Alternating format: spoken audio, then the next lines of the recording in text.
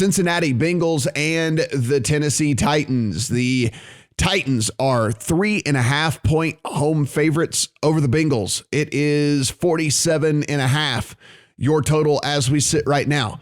From an injury standpoint, the Titans defensive lineman Tyler Tart is questionable. As we sit here, reports are rolling in that they are going to activate Derrick Henry. We thought that was going to be the case anyway, but they are formally going to do it on Friday morning. So Derrick Henry should be back out there. Guys, I read up 3 different articles on this from 3 different doctors who were speaking on this injury. Apparently the re-injury percentage is a little bit over 33%. So like a third chance or something like that. Apparently he did meet the critical kind of 10-week mark of this where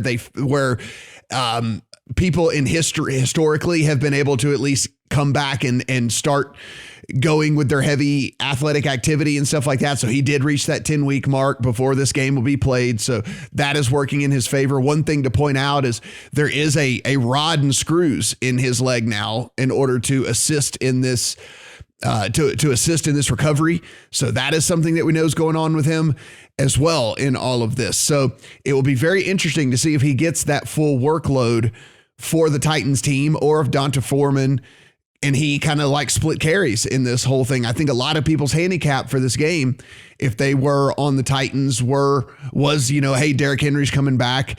Let's go ahead and jump on this thing right now because Derrick Henry's going to be back against the Titans. Well, at least he will be back. To what extent, we don't really know.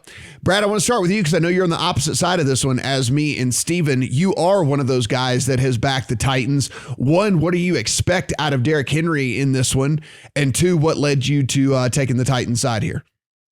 I'm not expecting too much out of Derrick Henry. I don't think it's a huge difference either way. I think Donta Foreman's proved he's a very solid back. Maybe he's got slightly fewer explosive runs than Derrick Henry, but he can hit the hole. Why did I back the Titans? So the huge mismatch here is this defensive line, 6th in the NFL in getting pressure when just rushing 4. Against a Bengals offensive line, 30th in pass block win rate with a backup right tackle. Now that the Bengals got away with it last week, right? Well, I kind of gave this handicap last week.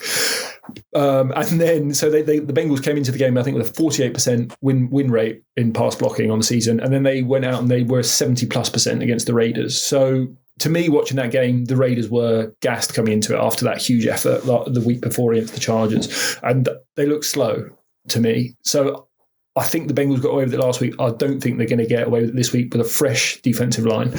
And if you can't block the 4 up front, then they just drop the 7 into coverage. And you don't have those just easy one-on-one go balls, which is basically what the Bengals offense is. And then obviously offensively, Titans got the ball. This is going to be, they've played about 40 snaps all season with AJ Brown, Julio Jones, Derrick Henry, Ryan Tannehill, everyone going.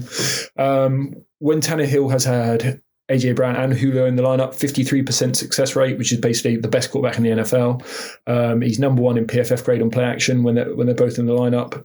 And I don't think the Bengals can stop the run here either, because they're missing Mike Daniels, they're missing Larry Ogunjobi at defensive tackle. The Titans' offensive line is healthy, so to me, they're going to be going at 5 yards a clip on the ground. The linebackers are going to have to start coming up to play the run, and then Tannehill will just do his play action stuff all day long in behind them. So to me, it's a bit of a mismatch on both sides of the ball. Yeah, it's pretty interesting, though. If you do look, as far as pass rush win rate over the course of the season, the Tennessee Titans come in at 21st in the NFL. They're below the Seattle Seahawks. They're tied with the Jacksonville Jaguars. They're below the Houston Texans, below the Jets, below the Bears when it comes to pass rush win rate. So I'm actually not all that concerned, to be perfectly honest with you, about them getting to. Wrong. I'm sorry. I truly believe that's just wrong. I'm so confident they're going to destroy this offensive line. Yeah, I'm actually not all that concerned with them getting to getting burnt. One, they are very aware. I mean, Cincinnati's very aware. Not that I think Zach Taylor's the sharpest coach out there, because I don't. But I think, they're very aware where the deficiency lies here. And you saw last week they were getting the ball out quicker. They were scheming around what they knew to be a mismatch in the defensive line from the Raiders and their offensive line. And so I think that's going to be a lot of the case here. That being said, the Bengals offensive line was 30th in the NFL in sacks allowed. Now, sometimes they say that sacks are a product of the quarterback and not necessarily the offensive line. So I'm sure Burrow was trying to do too much somewhere along the way with all of that. But if you look at these defenses, as far as the fact that they won't be able to stop the run or whatever, these two defenses are actually pretty identical when it comes to numbers. Like overall EPA per play, the Titans were 13th in the NFL. The Bengals were 14th in the NFL. Drop back EPA per play, Titans defense 9th overall in the NFL. Bengals 10th overall in the NFL. Rush EPA per play, the Titans defense 13th, Bengals defense 14th. So there's not a big difference here in the two defenses as it is anyway. In all this. So I think they're getting a little bit of a bad rap here in all this. Steven, I know you and I are both on the same side here, taking Cincinnati plus the 3.5. What led you to Cincinnati plus 3.5? I just couldn't get to the number, quite frankly. I mean, Mo Noir, our senior writer, redid his power ratings coming into the postseason. He had these two teams separated by half a point.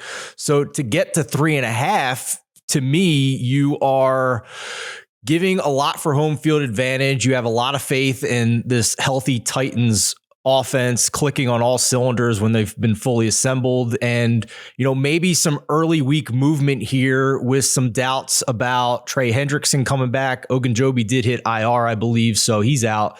But it looks like Trey Hendrickson's going to play in this game. So a little less concern there, but I just couldn't get to. Yeah, he's fully cleared. Yeah. So he's going to go. So I just couldn't get to 3.5 here. I don't disagree with the offensive line concerns with Cincinnati.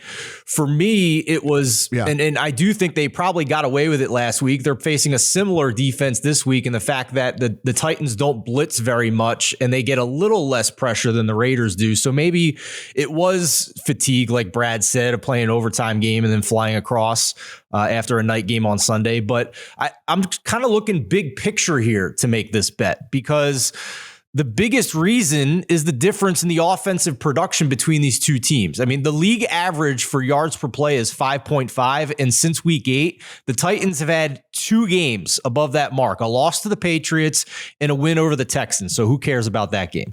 Maybe it's different when they're healthier now, but I'm willing to pay to see it. I'm willing to pay to see that this offense can defeat what, in my opinion, is one of the elite quarterbacks in the league at this point. My biggest contention all season long with Cincinnati was that they were running the ball too much, especially on early downs. They even had some press conferences when they were spouting off some establish the run bullshit, like in the middle of the year, in the second third of this year. So their 3 highest situation neutral pass rate games have been in the past 3 games. They have unleashed Joe Burrow in this triad of receivers that they have. 12th overall in weighted offensive DVOA on the season against a number 21 DVOA defense in Tennessee.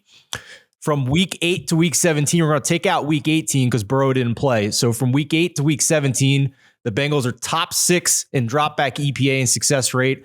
From week 11 to 17 after their bye week, 2nd in dropback EPA, 7th in success rate. Final 2 starts of the regular season, number 1 in dropback EPA, top 5 in success rate. Those were games against the Ravens and the Kansas City Chiefs. This is an elite quarterback, guys. He led the league in yards per attempt. He was behind only Aaron Rodgers, the likely MVP, in passer rating. So given all those other peripheral concerns with the offensive line, maybe the defense as well, I'm not betting on the Cincinnati Bengals to win this game. I'm just betting on them to stay within the biggest key number of all at 3.5. So that's kind of where I'm at on this one. And the only debate I would have is I couldn't figure out which bet I liked more after talking to Mo this week. The plus 3.5 or maybe Cincinnati team total over 21.5. That was the only debate I had on which of those two I liked better. Guys, I'm going to give you 3 numbers: 310, 322, and 301. Do you know what those numbers, the significance of those numbers are, Brad?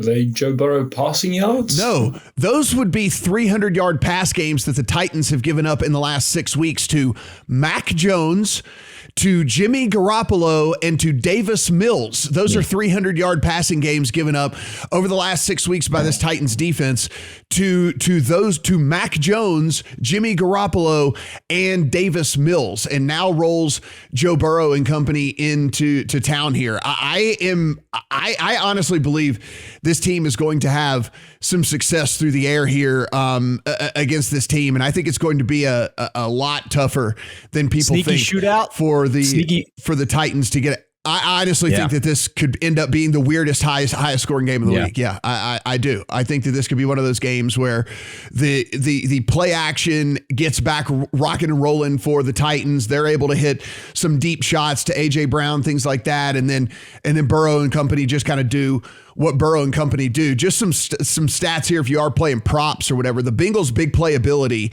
in all of this, and again, if it comes down to highest scoring team or highest scoring game, or even if you just want to play straight player props, Cincinnati had 21 non-red zone touchdowns this season. That was the most in the NFL.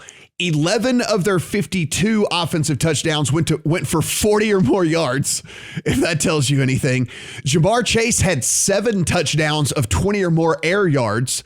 The Titans allowed 7 touchdowns of 20 or more air yards on the season. That's 6th most in the NFL.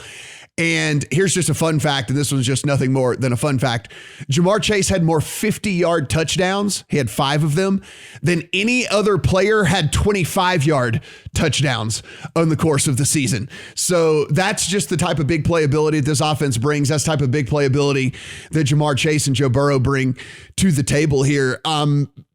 Brad, what do you think about my thought that maybe this is kind of a sneaky shootout, that maybe this could be an under the radar game where the offenses kind of go back and forth up the field?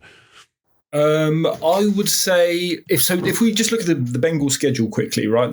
Joe Burrow hasn't played a road game since December the 19th, where they scored 15 at the Broncos. And so we know a road game is tougher on the offensive line because it's going to be loud. They're going to have to communicate, probably a silent count. And I would also say, I think one of you, I think it was Stephen, gave those stats about, going nuts against the Ravens, who had just an entirely backup secondary, and they like to blitz. And then the Chiefs, who also like to blitz, and they play 1-on-1 on the outside. And neither of those two can just win up front with 4.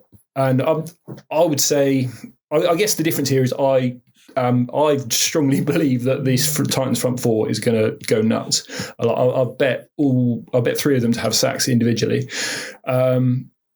And I suppose that's where we differ. And I just think if they have 7 deep and they don't leave 1-on-1 on the outside, I'm not sure we've actually seen the Bengals score a lot of points without that happening, without those big plays. So I don't think the Bengals are scoring points. So I'm not on those high scoring Brad, games. We have seen that in the stats, right? That they have very high EPA numbers, but lower success rate. So they're explosive, but they're not necessarily consistent on offense, the Bengals. So the stats do definitely reflect that. You mentioned the sack props. Another one I liked was on the Bengals side with Tyler Boyd. His prop is sitting at 4.5 right now for receptions. A lot of juice on the under, so you could even maybe wait till it gets to 4 and get back to normal juice. But this is a guy who's had 5 or 6 targets in every game since week 14. So to bet the over there, you have to have like an 80% catch rate to hit that. So I kind of like under 4.5 juiced right now. Find the best juice. It's at BetMGM right now. And then if you don't like the juice, wait for it to get to 4 and bet the under there. Yeah, the only other thing I would say about Ja'Marr Chase receiving yards prop sitting right now at 76.5. I think that there's really, there's 2 different game scripts where this gets home, and both of them go towards each team, right? I mean, if the Bengals are having a ton of success, it is most likely through the air with Joe Burrow and Jamar Chase. And then if they fall behind big in this game and have to completely abandon the run, then you're going to get Jamar Chase like getting ball targeted his way a ton of times throughout the course of this game. The Titans allowed the second most receiving yards per game to wide receivers. So they actually cover the middle of the field to tight ends and running backs and stuff pretty well. But wide receivers were where they were really giving it up over the course of the season. Look, Jamar Chase was the reason that they're here in the first place. They're certainly not going to, and Joe Burrow is certainly not going to think twice about feeding him the ball early and often in this game as well. So I know 76 seems high for a rookie receiver in a playoff game, but it's over or pass for me on that one. I'll probably actually have a little play on the over, to be honest. How about one more prop here? Yeah. Mixon under 60-ish and a half. Yeah, I like that. He's gone under that six straight. Titans have got the second best rush defense in the NFL by yards allowed. And as you both said, they're going super pass heavy now that they're comfortable with Joe Burrow in recent games. So, I think there's a lot of game scripts where Mixon goes under.